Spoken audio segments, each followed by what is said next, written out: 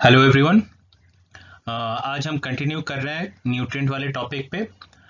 Last time हमने nutrition और nutrient में हमने कार्बोहाइड्रेट और प्रोटीन को वाइंड अप करा था। आज हम लोग फैट वाला जो टॉपिक है उस टॉपिक को कर रहे हैं। देखते हैं फैट्स। जब हम फैट की बात करते हैं, फैट को एक और नाम से भी जाना जाता है, इसे फैटी एसिड या फिर लिपिड भी कहते हैं। ये उसके दो प्री के लिए इंपॉर्टेंट ऑल्टरनेट नेम्स हमें मिल गए हैं।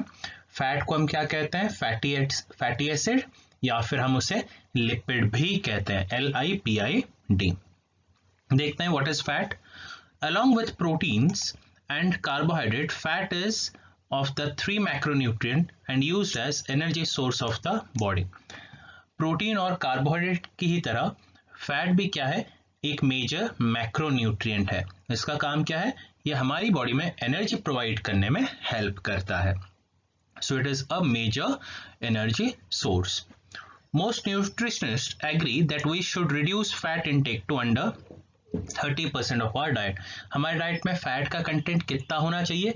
30% से कम होना चाहिए, उससे ज्यादा नहीं, क्योंकि अगर उससे ज्यादा होगा तो फिर कोलेस्ट्रॉल की प्रॉब्लम हो सकती है, जिसकी वजह से आगे चल के हार्ट अटैक जैसे कंडीशन वगैरह भी हो सकता है। So it is mandatory for us कि हमारे खाने में जो तेल मसाले हैं, फैट वाली जो चीजें हैं वो कम रहें। Fats contain about 9 calories per gram of energy, twice as many of carbohydrates of protein। क्योंकि फैट एनर्जी सोर्स है तो फिर इसी वजह से अगर हम देखें तो फैट की एनर्जी आउटपुट कितनी है? 1 ग्राम फैट से हमें लगभग 9 कैलोरी एनर्जी मिलती है, जो कि प्रोटीन और कार्बोहाइड्रेट की कंपोजिशन में क्या है? डबल होती है। प्रोटीन और कार्बोहाइड्रेट लगभग 4 से 5 कैलोरी प्रोवाइड करते हैं, लेकिन फैट अकेले ही एक सिंगल ग्राम से 9 कैलोरी एनर्जी प्रोवाइड कर सकता है। आगे देखते हैं what are the functions of fat। it adds flavor and helps in satisfying hunger। थोड़ा सा जब हम लोग सात्विक या फिर जब पूजा पाठ वाले दिन क्या रहता है, तीज त्योहार वाले दिन हमारे घर पे सात्विक आहार बनता है, या फिर जब हम व्रत वगैरह करते हैं, फास्टिंग वगैरह करते हैं, जब हमें तेल वाले ऑयली फूड हमें खाने के लिए नहीं मिलता है, तला हुआ खाना जब नहीं मिलता है, तो आपने एक चीज नोट की, जो सादा सात्विक आहार है ये टेस्टलेस लगता है, प्लस मन भी नहीं भरता। Reason is it lacks fat. Fat की वजह से खाने में फ्लेवर भी आता है, प्लस क्योंकि fat high calorie providing nutrient है तो ये हमारे हंगर को भी क्या करता है? सेटिस्फाई करता है, क्योंकि ये हैवी होता है। उसके अलावा फैट के और क्या ऑब्जेक्टिव्स हो सकते हैं, क्या फंक्शन हो सकता है? It is body's storage form for food energy when eaten in excess of need. Now what happens is, जो हमारे खाने की अगर हम बात करें, जब हम खाना कंज्यूम करते हैं तो उसमें कार्बोहाइड्रेट, फैट, प्रोटीन तो होता ही है, लेकिन मान लेते हैं अगर हम बैलेंस डाइट ले रहे हैं, लिमिटेड अमाउंट ले रहे हैं, तो फिर सारे के सारे न्यूट्रिएंट्स वहीं पे एज इट इज बॉडी में यूटिलाइज हो जाते हैं। लेकिन अगर हम थोड़ा सा ज्यादा खाना खा लेते हैं, नीड से ज्यादा, एक्सेस नीड से अगर ज्यादा हम खाना कंज्यूम करते हैं, तो उस समय होता यह है, ये जो खाने में जो एक्स्ट्रा फैट है वो हमारी बॉडी में स्टोर हो जाता है। तो फैट क्या है? ये body storage form of food energy है। लेकिन कब? जब एक्सेस खाना ज्यादा हम खा लेते हैं, पेट भर के दबा के खा रहे हैं, उस केस सिनेरियो में फैट हमारी बॉडी में स्टोर हो जाता है। उसके अलावा it insulates the body. Fat कहाँ स्टोर होता है? एडिपोज टिश्यू में। एडिपोज टिश्यू अगर आपको याद होगा, कनेक्टिव टिश्यू में हमने पढ़ा था, स्पॉन्ज जैसा टिश्यू जो कि स्किन के नीचे पाया जाता है। अब इस टिश्यू की खासियत क्या है? इंसुलेशन में हेल्प करता है। दैट मीन्स हमारी बॉडी की हीट को ये अंदर ही ट्रैप करने में हेल्प करता है।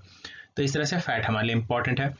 इसके अलावा it acts as cushion to vital body organ. Sponge की तरह काम करता है, एक्सटर्नल जर्क या फिर इम्पैक्ट से, प्रेशर से बचा कर रखता है। किसे? हमारे इंटरनल ऑर्गन्स को। जैसे एब्डोमेन में जो फैट मौजूद है वो एब्डोमिनल ऑर्गन्स को प्रोटेक्ट करके रखता है। इंटरनल ऑर्गन्स को ये क्वेश्चनिंग प्रोवाइड करता है, जिसकी वजह से एक्सटर्नल इंजरी और फिजिकल डैमेज से बचा के रखता है।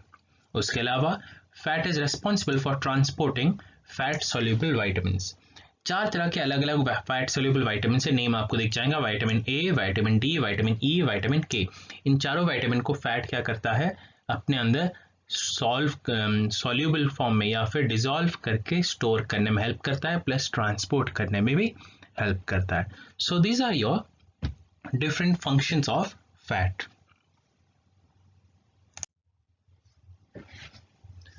नेक्स्ट आगे बढ़ते हैं टुवर्ड्स टाइप्स ऑफ फैट। जब हम फैट की बात करते हैं, फैट अलग अलग टाइप से डिफ्रेंशिएट करे जाते हैं, जैसे कि saturated fat, mono unsaturated, poly unsaturated, फिर आता है ट्रांस फैट, फिश ऑयल। ऐसे लगभग 5 टाइप के अलग अलग फैट्स मौजूद हैं। वैसे सैचुरेटेड अनसैचुरेटेड के बारे में शायद आपने केमिस्ट्री में पढ़ा होगा। कोई भी ऑर्गेनिक कंपाउंड जिसमें maximum amount of hydrogen atoms होते हैं उसे हम कहते हैं सैचुरेटेड। अगर उसमें हाइड्रोजन एटम्स मिसिंग है तो हम उसे कहते हैं अनसैचुरेटेड। क्योंकि अभी ये दोनों टर्म्स हम बार बार इस्तेमाल करने वाले हैं तो थोड़ा सा हम ध्यान देंगे। एनीवेज आते हैं टाइप्स ऑफ फैट पे। जब हम टाइप्स ऑफ फैट अभी पढ़ेंगे तो ये हमारे लिए इंपॉर्टेंट है, क्या ये टाइप ऑफ फैट हमारे लिए हेल्दी है या नहीं, प्लस इसके क्या क्या सोर्सेज हैं, ये हमारे लिए प्री के लिए ज़्यादा इंपॉर्टेंट रहेगा। देखते हैं एक एक करके। पहला फैट है सैचुरेटेड फैट। सैचुरेटेड का मतलब क्या रहेगा, इसमें highest amount of hydrogen atom है। देखते हैं इसके बारे में। इट इज यूजुअली सॉलिड और semi solid at room temperature. Saturated fat का जो नेचर है वो रूम टेम्परेचर में क्या रहेगा, it would be either in solid और semi solid form. Next, it is type of fatty acid carrying the maximum possible number of hydrogen atoms. सबसे ज्यादा हाइड्रोजन एटम है तो सारे के सारे जो कार्बन यहाँ पे होंगे उसमें सिंगल बॉन्ड बना होगा। सिंगल बॉन्ड है मतलब सैचुरेटेड फैट। इसके सोर्सेज क्या हो सकते हैं, mostly from animal products. Saturated fat के जो सोर्स है वो क्या है, एनिमल प्रोडक्ट्स ही है, जैसे कि मीट, पोल्ट्री मतलब chicken, fish, milk, cheese, eggs, ghee भी एग्जाम्पल हो सकता है। These are examples of your saturated fat. तो सैचुरेटेड फैट प्राइमरली ऑब्टेन करी जाती है एनिमल से। और अगर आपने देखा होगा, अभी हमने पढ़ा था, इट इज सॉलिड और सेमी सॉलिड। जैसे घी का एग्जाम्पल ले लेते हैं, घी रूम टेम्परेचर में सॉलिड या फिर सेमी सॉलिड रहता है, ठीक। एग में जो फैट रहता है, चीज में जो फैट है वो भी सेमी सॉलिड या फिर सॉलिड फॉर्म में ही रहता है। एंड अगेन सैचुरेटेड फैट का प्राइमरी सोर्स क्या है, it is your animal source. Next, अगर हम बात करें कि सर वेज में कुछ है या नहीं, वेज में 100% सैचुरेटेड फैट है ही नहीं। Vegetable oils having high amount of saturated fat are 2, palm oil and coconut oil. ये बस 2 वेजिटेबल सोर्सेज हैं जिसमें high amount of saturated fat है, लेकिन हाई अमाउंट, लेकिन 100% नहीं। जैसे कि पाम ऑयल में कितना सैचुरेशन है, 50% सैचुरेशन है, बाकी का 50% क्या होगा, अनसैचुरेटेड। कोकोनट ऑयल में 92% सैचुरेटेड है, 8% क्या है, अनसैचुरेटेड। इसी वजह से आपने एक चीज नोटिस करी होगी, जो कोकोनट ऑयल है, नारियल तेल है, सर्दी के टाइम पे थोड़ा सा अगर टेम्परेचर लो होता है, जम जाता है, सॉलिडिफाई हो जाता है, क्योंकि इसमें 92% सैचुरेशन है। जैसे घी के साथ है, घी के साथ 100% है, कोकोनट ऑयल के साथ 92%। इसी वजह से थोड़ा सा जैसे टेम्परेचर कम होता है, कोकोनट ऑयल जम जाता है। अगेन ये दोनों हमारे लिए प्री के लिए इंपॉर्टेंट है। विच ऑफ द, जैसे क्वेश्चन आ सकता है, which of the following plant oil have the highest amount of saturated fat. सबसे हाईएस्ट है कोकोनट ऑयल, उसके बाद अगर किसी में हाईएस्ट है वो है पाम ऑयल। पाम ऑयल अभी न्यूज में भी था, हाल फिलहाल में न्यूज में था, आपने सुना होगा पामोलिन ऑयल मलेशिया से हम लोग प्रोक्योर कर रहे थे, फिर हमने अभी बंद कर दिया है, तो ये न्यूज में था, इस वजह से आपके लिए इंपॉर्टेंट है पाम ऑयल। पाम ऑयल का दूसरा नाम है पामोलिन ऑयल। नेक्स्ट, इसमें सैचुरेटेड कंटेंट कितना था, 50%। बाकी सबसे ज्यादा सैचुरेटेड फैट का एक ही मेजर सोर्स है, दैट इज एनिमल सोर्स। आगे बढ़ते हैं। Next is mono unsaturated fat.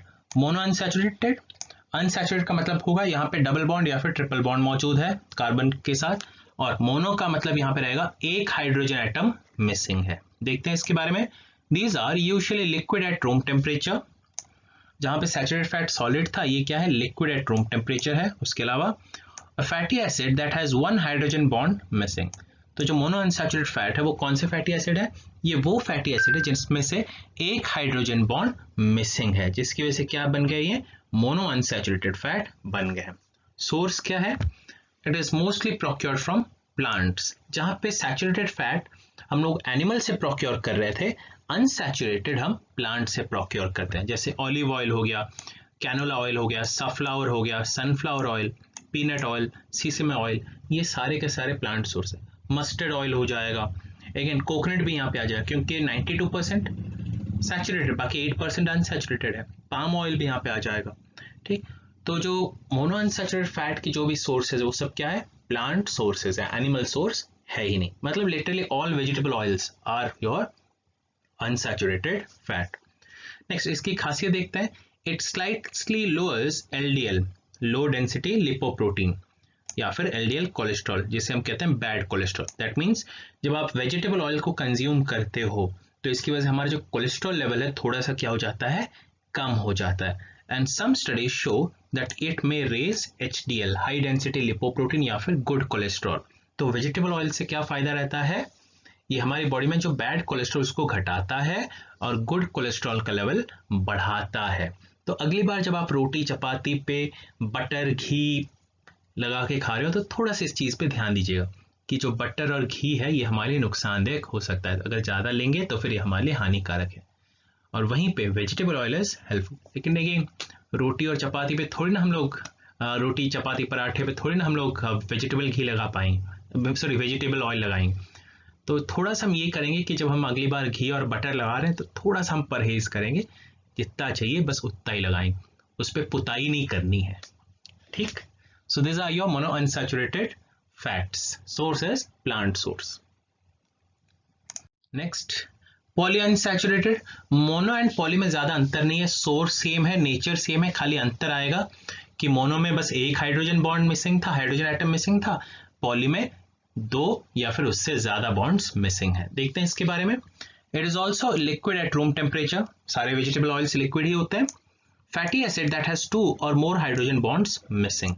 खासियत क्या है, it lowers cholesterol but also slightly lowers HDL, good cholesterol. Literally ये हमारी बॉडी का कोलेस्ट्रॉल लेवल कम कर देता है, चाहे वो गुड हो बैड हो डजंट मैटर, दोनों को ही क्या करता है, कम कर देता है। इसकी खासियत क्या है, दे सप्लाई एसेंशियल फैटी एसिड, जो फैट हमारे लिए एसेंशियल इंपॉर्टेंट है उनको ये सप्लाई करने में हेल्प करता है। कहाँ से सोर्स करा जाएगा, मोस्टली फ्रॉम प्लांट्स। अगेन जो लास्ट स्लाइड में जो हमने पढ़ा था कैनोला ऑयल, सनफ्लावर, मस्टर्ड, ये सारे ऑयल अगेन यहीं पे आ जाएंगे, क्योंकि जो वेजिटेबल ऑयल है वो मोनोअनसैचुरेटेड भी होता है, पॉलीअनसैचुरेटेड भी होता है, दोनों उसमें मौजूद है। तो दोनों के एग्जांपल्स सेम ही रहेंगे।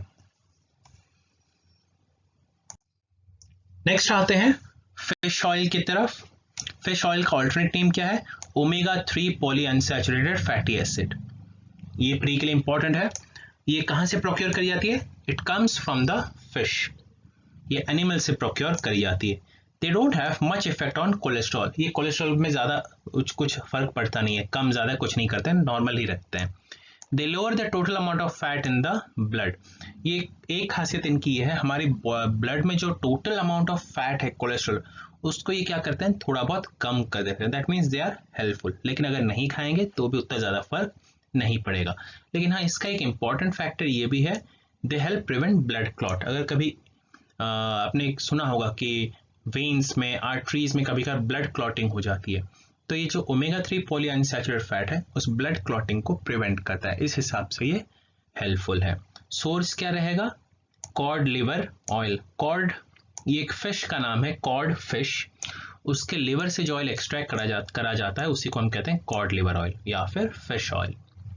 ये जो फिश ऑयल है इनको सलाद के ड्रेसिंग के तौर पे छिड़का जाता है, थोड़ा थोड़ा ड्रॉपलेट्स, एक 3-4 बूंद ऐसे ड्रॉप करा जाता है, बस एक ड्रेसिंग की तरह, सीजनिंग की तरह उसको इस्तेमाल करा जाता है।